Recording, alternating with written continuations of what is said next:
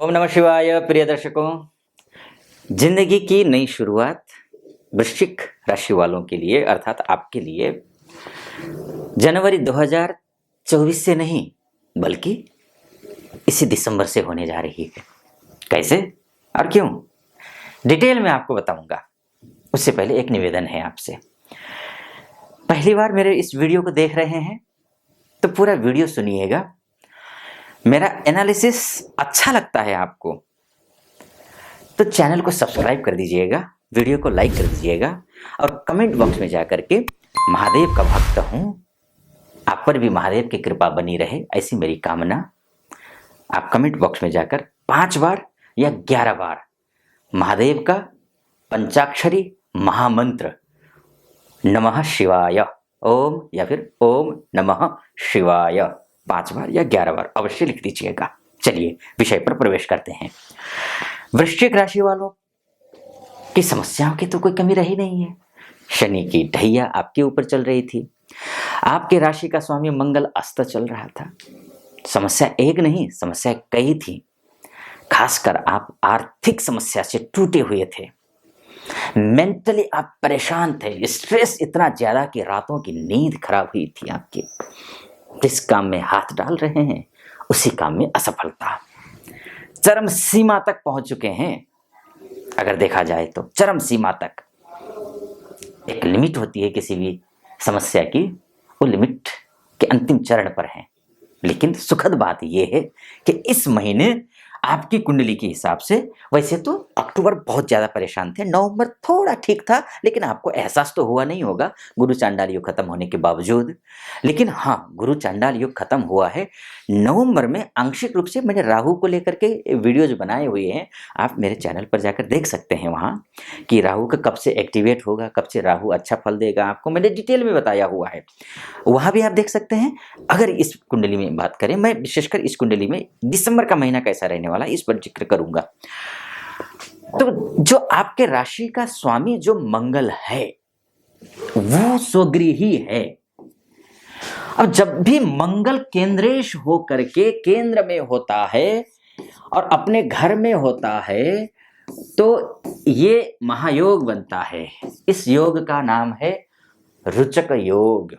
अब रुचक योग में होता क्या है? होता यह है, अभी तक जितना डिप्रेशन में जा रहे थे ना आप, अभी तक जो जितना मेंटल स्ट्रेस आप पर भारी हो रहा था वो कम होगा। और वो कम कैसे होगा? हवा में तो होगा नहीं। जिस विषय को लेकर के आप इतना चिंतित हैं उस विषय का समाधान निकलेगा।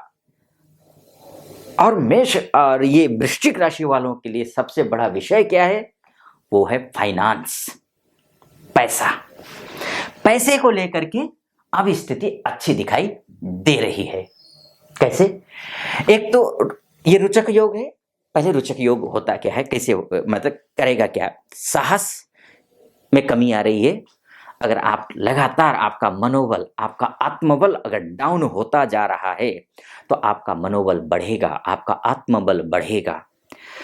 स्वभाव से आप साहसी व्यक्ति हैं, पराक्रमी हैं, आप इमोशनल हैं, आप क्रोधी भी हैं। लेकिन अभी कुछ महीनों में आप इतना टूटे हैं, इतने बिखरे हैं कि आपका मनोबल टूटा है। वो मनोबल पर काम करेगा, आपको साहस बढ़ाएगा, आपको हिम्मत देगा। और हिम्मत पैसा से आएगा और पैसा रुचक योग देता है। एक दूसरा, गाड़ी खरीदने की सोच रहे हैं, घर खरीदने की सोच रहे हैं, भूमि लेने की सोच रहे हैं, इष्ट मित्रों से सहयोग की अपेक्षा रखते हैं, या फिर लोन लिया हुआ है लेकिन लोन लेना देना मुश्किल हो रहा है। स्थिति ऐसी बनी हुई है, ईएमआई भरने के लिए ईएमआई में ही लोन लेना पड़ रहा है। यहां तक स्थिति बनी हुई है, खतरनाक स्थिति थी। अब वो पैसा, वो जो आप अभी कर्ज के ऋण के तले दबे हुए थे ना, उस ऋण के तले दबे हुए जो थे वो थोड़ा सा उभरेंगे, ऋण उतारने की ओर, दिशा की ओर आप जाएंगे।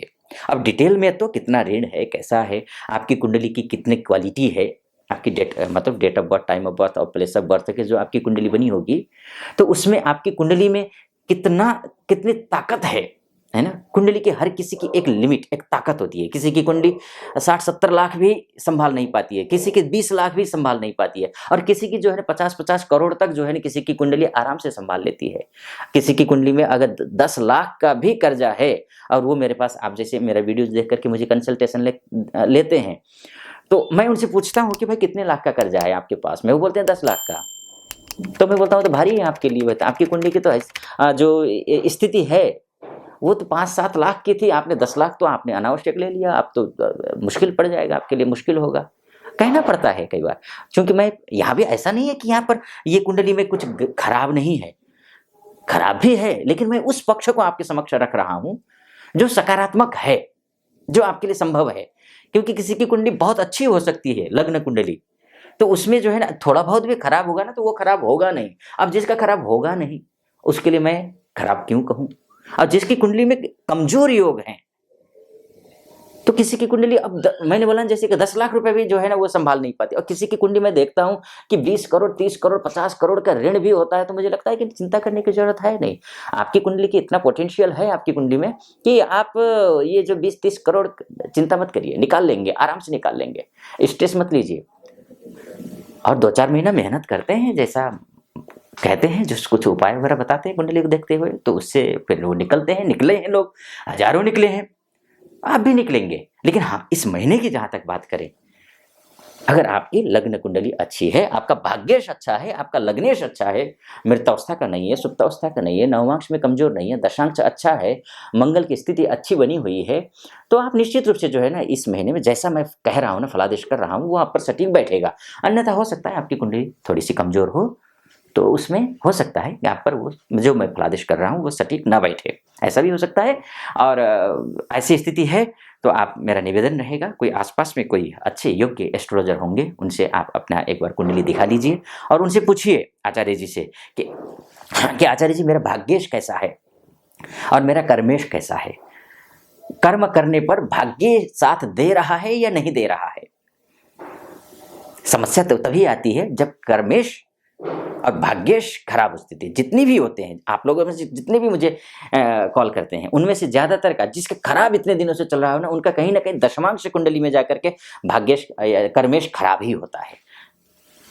तो ऐसी स्थिति में आप देखिए, या फिर आप नीचे जो नंबर होगा उस नंबर पे भी आप कॉल कर सकते हैं, हमारी टीम के मेंबर से बात कर लीजिए। आपकी कॉल या तो व्हाट्सएप में होगी, तो या तो तुरंत आपको कॉल आ जाएगी, या फिर आप व्हाट्सएप कर दीजिए, या तो आपको कॉल रिटर्न आ जाएगी। अच्छा, मुझसे बात करने के लिए आप अपॉइंटमेंट ले लीजिए, बात भी कर सकते हैं, या फिर आप आसपास में हो कोई अच्छे एस्ट्रोलॉजर, आप उनसे भी बात कर लीजिए। अब लेकिन समस्या का समाधान निकालिए, मेरा निवेदन ये है। खैर, इसके बाद मैं आपसे कहना चाह रहा था कि एक तो ये है रोचक योग है, जिसमें मैंने आपको बोला, हाँ एक बात जो नेगेटिव है, जो कहना जरूरी है आपके लिए, वो जरूर बोलता हूँ। कुछ अच्छा होगा इस महीने आपके लिए।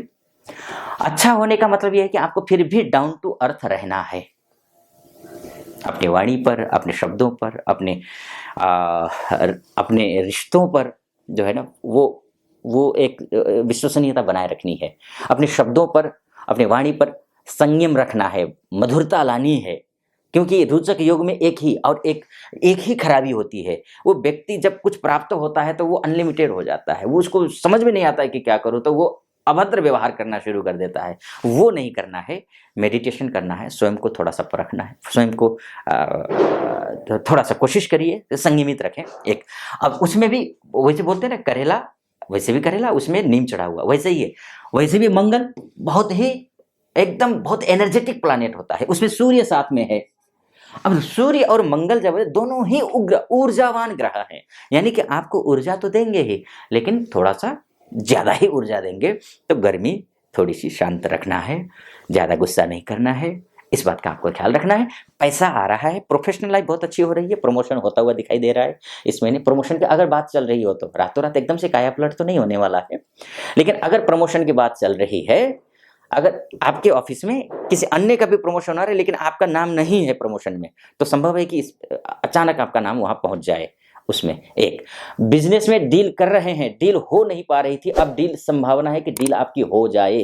उसके कई कारण हैं, एक तो ये है, दूसरा ये है कि आपका जो बिजनेस कारक जो ग्रह है वो शुक्र है।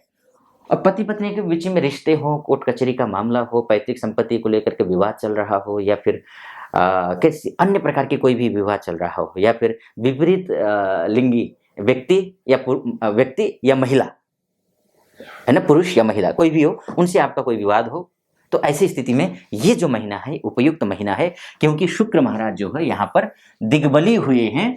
तो दिग्बली होने का मतलब ये होता है शुक्र है, अन्य ग्रह यहाँ जाकर के अशुभ फल देते हैं, लेकिन शुक्र स्वगृही भी है, दिग्बली भी है, तो ऐसे में ये बहुत अच्छा फल देगा। यानी कि आपका बिजनेस अच्छा चलेगा, लग्जरी, क्योंकि नया वर्ष भी शुरू होने वाला है, तो लग्जरी चीज़ें खरीदना भी होता है।